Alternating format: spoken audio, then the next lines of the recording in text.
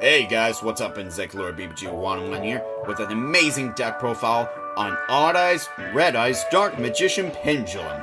I know this deck sounds crazy in every way possible, and you're right, it is, but it's absolutely amazing at the same time. So with that being said, let's just go straight into it. Of course, you gotta play 3 copies of Odd Eyes Pendulum Dragon, 1 copy of Skull Crobat Joker, 1 copy of Monkey Board. I previously did not play this card because we didn't even have this card in existence yet. I needed a high scale in order to play with it, because beforehand, my only high scale that I could effectively use with it was Skull Crobat Joker, and Skull Crobat Joker's Pendulum effect actually really hinders that, so it just wasn't worth playing. But now that we have a Scale 8 Perform Power monster that's so good for that, I can play it now. From there, we have 1 copy of Wisdom Eye Magician, 1 copy of Jonky Magician. Jonky is actually extremely vital to one of your most amazing OTKs possible with its Pendulum effect that allows you to use an Xyz monster you control as if it had a level for an Xyz summon. From there, I play 5 level 6s, 2 Oak Dragon Magician, which allows recycling. Say if I discarded a card like Wisdom Eye Magician for a Dragon Pit or Dragon Pulse's effect, or for a spell card that requires me to discard as the cost, I can bring it back when this card's Pendulum summoned. From there, the other 3 6s I play are 3 copies of Magispector Unicorn Kieran, an absolutely ridiculous card in itself. Moving on to normal monsters, we have one of those discard outlets that I mentioned in terms of Pendulum monsters, Dragon Pit Magician. It's a Scale 8, it's a normal monster that is searchable by Summoner's Art, specifically level 7, and that's one of the most amazing things about it. From there, we have some Nat Beast fodder. So from there, we also have some amazing original cards. 2 Dark Magician and 2 Red Eyes Bead Dragon. On top of that, we have 1 copy of Red Eyes Black Flare Dragon, because we want to flare things up. Pardon the pun. From there, we have 2 level 1 tuners. 1 that allows effect negation if it's in your hand, and you need that, and 1 for more and more synchro fodder, and it's great for Nat Beast. Moving on to the spell cards, we have 2 copies of Sky Iris. I absolutely refuse to see play Terraforming because I don't necessarily need to see this card. It's not vital in any way whatsoever. It just allows me to get Odd Eyes Pendulum Dragon sooner than ever, as well as Odd Eyes Perform Power Unicorn. From there, I play 2 copies of Pendulum Call. Pretty generic, it's another discard outlet. From there, playing 2 copies of Cards of the Red Stone, because you really want to get cards like Red Eyes Black Dragon in the graveyard, and those 2, and 1 for 1 are your main ways of doing that, especially when it comes to getting at least a second copy in there because of this card's secondary effect, allowing you to send 1 Red Eyes that's level 7 in your deck from your deck to the graveyard, which really helps further those OTKs and deck thins, and a draw too. It's just OP as hell. From there, we have the card being much more viable in the sense that we run 2 copies of Summoner Arts. You can search out the Dark Magicians, which I don't necessarily advise, but it's possible if you don't have any other targets. You can search the Red Eyes Black Dragon so that this card becomes that much more viable, or you can search Dragon Pit Magician. From there, playing 1 copy of Sacred Sword of 7 Stars. I know that both of these, they can only be activated once per turn, although this card, you really don't want to play it more than 1 because of the fact that it banishes. Because you actually want those cards in gray when it comes to cards like this, because if you banish your Red Eyes, that doesn't help advance your game state.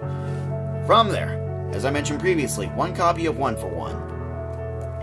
Raigeki, and then for the last 4 cards in your main deck, 3 copies of Solemn Strike and 1 copy of Solemn Warning, and that's it for the main deck.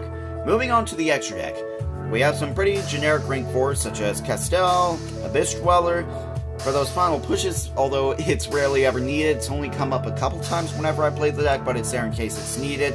And of course you have Utopia and Utopia the Lightning. Also another way to easily just kill your opponent with them is to go into Trapeze Magician.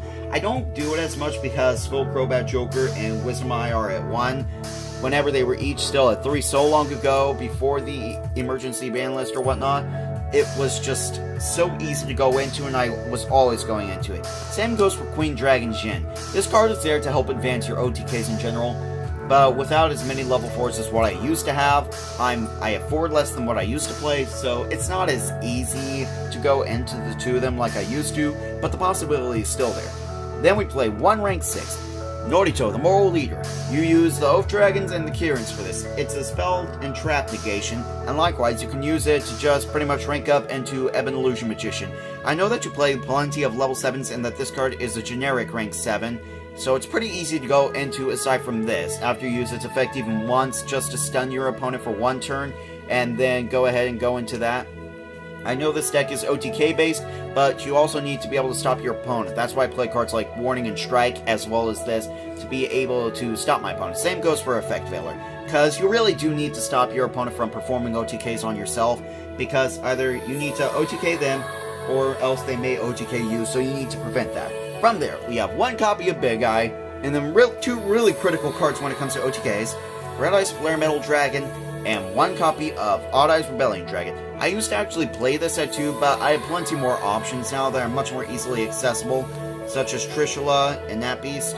So, basically, the play with this is to be able to detach for its effect and bring back, say, Red Eyes Black Flare Dragon, then use Yonki Magicians to target Red Eyes Black Flare Metal Dragon, and then overlay the 2 to go into Odd Eyes Rebellion Dragons.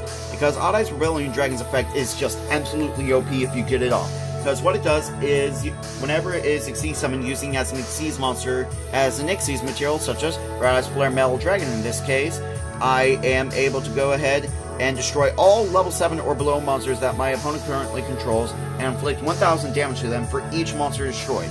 And the even more OP effect about that is the fact that you get to attack 3 times if you get that effect off. So it's just an easy OTK that allows for up to 10,000 damage on its own.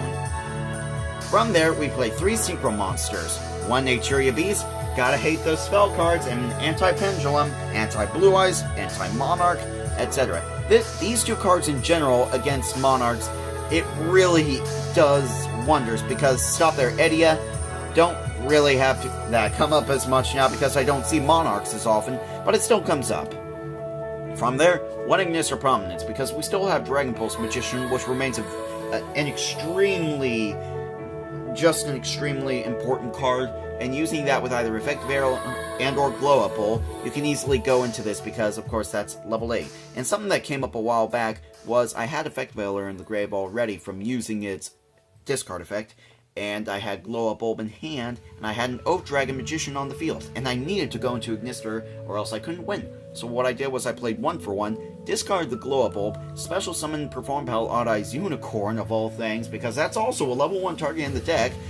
Then I brought back the Glow Up Bulb by milling Solemn Strike, and proceeded to use those 3 monsters in order to go into Ignister Prominence, got rid of one of my scales, spun their monster, and then attacked for game, and it was absolutely ridiculous. And the last Synchro Monster that I play is 1 copy of Trishula, because even though while I said earlier that I don't really play anywhere near as many level 4s as what I used to do, this card is still absolutely viable in the deck because all of them are searchable. So it just works extremely well for the deck. So, with that being said, I hope you guys enjoyed this deck profile. I intend to be doing a Blue Eyes White Dragon deck profile extremely shortly, if not within the same day. So keep an eye out for that. Let me know what you guys think in the comments below, and have a great day.